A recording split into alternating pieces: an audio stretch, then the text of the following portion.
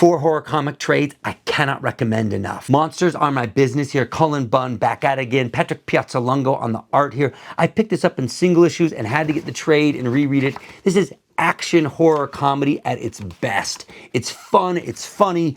We've got this misfit man here who sold his soul to this necromancer here, so when he dies it goes to the devil, and then he also has this sidekick koala with a chainsaw. He's then trying to rescue this alien that has this connection to the elder gods, and the world is in the near future when evil has sort of taken over most of the land here. It's fun, it's funny, recommend. Sink, John Lees, Alex Cormack, wow. This is not the kind of book you get every day here. This one captured me in a very unique way here. This deals with Sink Hill in Glasgow, Scotland here, which is this made-up part of town that's very evil, and it's sort of the ghettos, if you will, of that part of Scotland. And it has these 5 interconnecting stories, and they all have these complex, painful tales that result and end in horror. You have this crazy guy who wears a fox's mask who's killing people. You have these killer clowns that show up in this blue van and kill people. You also have these kids who are trying to discover some of these mysteries. You get this very gritty and edgy art here by Alex. You also have this gang that's running this section of town here and all the treachery inside of that.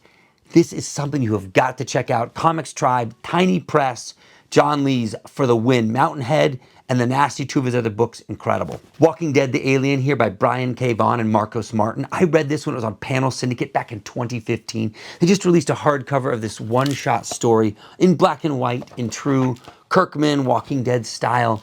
And it deals with this American who's in Barcelona who meets this woman who's a curator at the museum who's like stolen armor and axes and is using it to fend off these zombies here.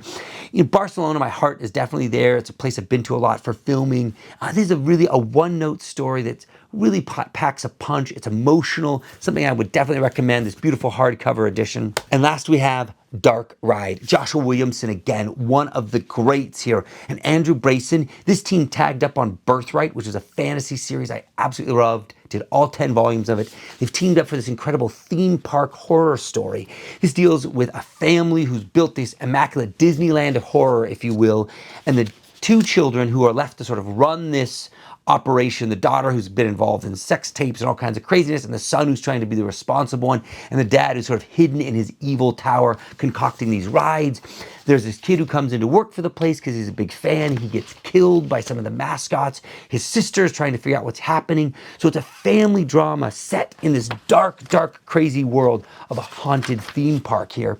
And in fact, the theme park has been so well designed, you can't wait to go to it. There's 3 trades that bring this story to life here. A great catharsis at the end, wonderful twists and turns here.